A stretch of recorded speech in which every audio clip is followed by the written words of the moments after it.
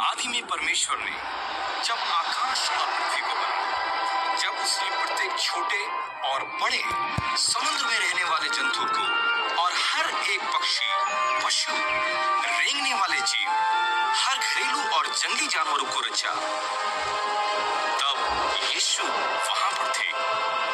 जब परमेश्वर ने मनुष्य को अर्थात पुरुष और स्त्री को अपने स्वरूप में रचा, तब यीशु वहाँ पर मौजूद थे। जब परमेश्वर उन्हें फलदायी होने और पृथ्वी पर भर जाने के लिए कहा, तब भी यीशु वहाँ पर थे। यीशु परमेश्वर के साथ थे और वो परमेश्वर थे और कोई भी वस्तु उसके बिना नहीं रची गई थी। उन्होंने परमेश्वर की आज्ञा का उल्लंघन किया, तब पाप और मृत्यु ने संसार में प्रवेश कर लिया और मानव जाति परमेश्वर से अलग हो गई।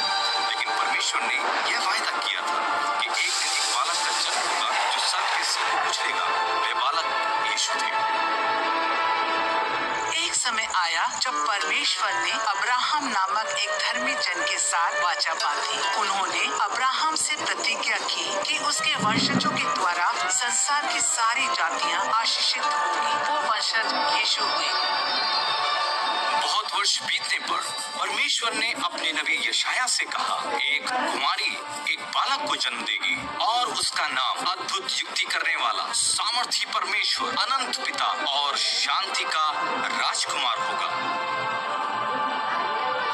नियुक्त समय पर जिब्राइल नामक एक स्वर्गदूत कुंवारी मरियम के पास आया और उसने मरियम से कहा कि वो पवित्र आत्मा के द्वारा गर्भवती होगी और एक पुत्र को जनेगी और वो बालक परमेश्वर का पुत्र कहलाएगा।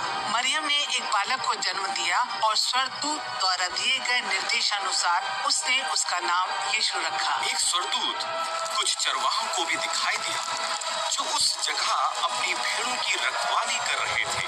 उन्होंने उन्हें बताया कि बैतलहम में एक उद्धारकर्ता का जन्म हुआ है और वे उसे चरनी में एक कपड़े में लिपटा हुआ पाएंगे।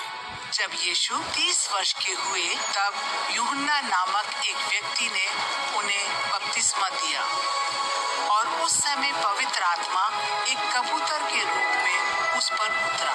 उस समय आकाशवाणी हुई, ये मेरा प्रिय पुत्र है जिससे मैं अति प्रसन्न हूँ। यीशु ने बुद्धि और समझ के साथ परमेश्वर के बारे में लोगों को सिखाया। उसने लोगों को चंगा किया, भीड़ को खिलाया, दुष्ट आत्माओं को निकाला, वरन उसने मुर्दों को भी जिंदा किया। यीशु ने ये सारे काम प्रेम के साथ लोगों को अपने पिता, सारे जगत के सृष्टिकर्ता से जोड़ने के लिए किया, लेकिन उसके अपने लोगों ने उसे तुच्छ जाना। उसे बंधक बनाया गया, उस पर थूका गया और उसे अकारण ही मारा गया। उसके सर पर कांटों का ताज पहनाया गया। जब रोमी अधिकारियों ने यीशु को छोड़ने का प्रस्ताव रखा, तो उसके अपने लोगों ने इनकार कर दिया। उन्होंने सोच डाला कि उसे क्रूस पर कीलों से ठोक दिया जाए। इसलिए एक रोमी गवर्नर पेंतुस पिलातुस ने यीशु को क्रूस की सजा दी। यीशु को गुलगुता की पहाड़ी तक अपना क्रूस उठाकर ले जाने के लिए मजबूर किया गया। उसके हाथों और पैरों में कीलें ठोककर दो डाकुओं के बीच में मरने के लिए छोड़ दिया गया। लेकिन जब यीशु क्रूस पर ही टंगे हुए थे, उसने अपने पिता से ये कहते हुए प्रार्थना की कि वो उसके सताने वालों को क्षमा कर दे। आकाश अंधियारा हो गया और बहुत घंटों तक क्रूस पर टंगे रहने के बाद यीशु ने कहा, पूरा हुआ। तब यीशु ने अपना सर झुकाकर अपने प्राण त्याग दिए। उसने संपूर्ण मानव जाति के लिए अपने लहू को बहा दिया। धरती हिल गई और मंदिर का पर्दा ऊपर से लेकर नीचे तक दो भाग हो गया। उसकी देह को क्रूस पर से उतारकर सन के कपड़े में लपेटा गया और उसे कब्र में रख दिया गया। कब्र के द्वार पर एक बड़ा पत्थर लुढ़का दिया गया और रोमी सैनिक उस कब्र की रखवाली करते थे। लेकिन तीसरे दिन एक स्वर्गदूत ने पत्थर हटा दिया।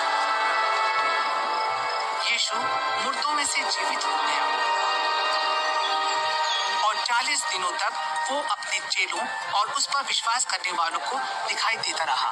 यीशु ने अपने चेलों को स्वर्ग के राज्य के बारे में सिखाया और उनसे निडर रहने वरन सारी जाति के लोगों को गवाही देने के लिए कहा कि उन्होंने क्या देखा और क्या सुना है। यीशु ने कहा, जो कोई उस पर विश्वास करता और उसका नाम लेता है वह उद्धार पाएगा और परमेश्वर का पुत्र कहलाएगा। उसके बाद यीशु अपने पिता के पास स्वर्ग में वापस चले गए, क्योंकि परमेश्वर ने जगत से ऐसा प्रेम किया कि उसने अपना इकलौता पुत्र यीशु को दे दिया, ताकि जो कोई उस पर विश्वास करे वो नाश न हो परंतु अनंत जीवन पाए। क्योंकि परमेश्वर ने अपने पुत्र यीशु को इस संसार पर दोष लगाने के लिए नहीं भेजा, वरन इसलिए भेजा कि संसार उसके द्वारा उद्धार पाए। यीशु ने कहा, परमेश्वर के पास पहुंचने का एकमात्र मार्ग वही है। मार्ग, सत्य और जीवन वह ही है।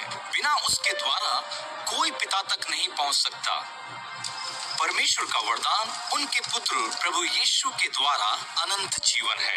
लेकिन जो लोग विश्वास नहीं करेंगे वे दोषी ठहरेंगे, क्योंकि पाप और गलत कामों की मजदूरी मृत्यु है।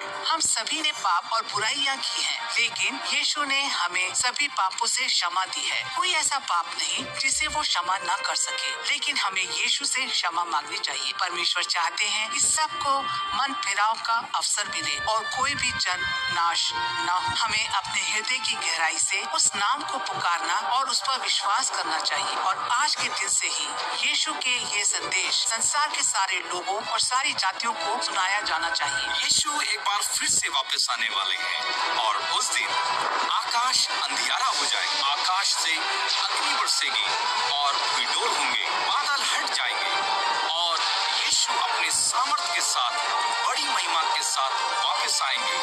वह आकाश की शक्तियों की अगुवाई और जगत का न्याय करेंगे। जिन्होंने यीशु का नाम लिया है वे स्वर्ग में प्रवेश करेंगे और यीशु के साथ अनंत जीवन बिताएंगे। वो सब कुछ नया कर देंगे, वो सारे आंसू, दुख और लज्जा को दूर कर देंगे। जिन लोगों ने उसके नाम को अस्वीकृत करके उस पर विश्वास नहीं किया उन्हें अनंत काल के लिए दोषी ठहराया जाएगा।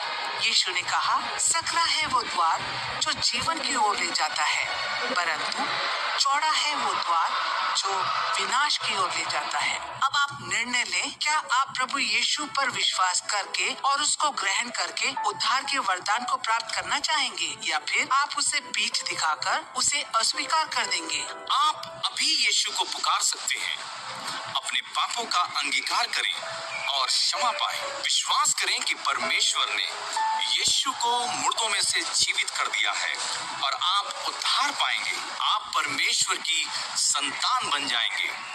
हर बीतने वाले दिन में दूसरों के साथ इस संदेश को साझा करें ताकि वे भी परमेश्वर की संतान बन सके और हम साथ मिलकर कहेंगे, आइए प्रभु, आइए यीशु। इस कहानी का एक एक शब्द सच्चा है और परमेश्वर की पवित्र पुस्तक बाइबल में लिखा है।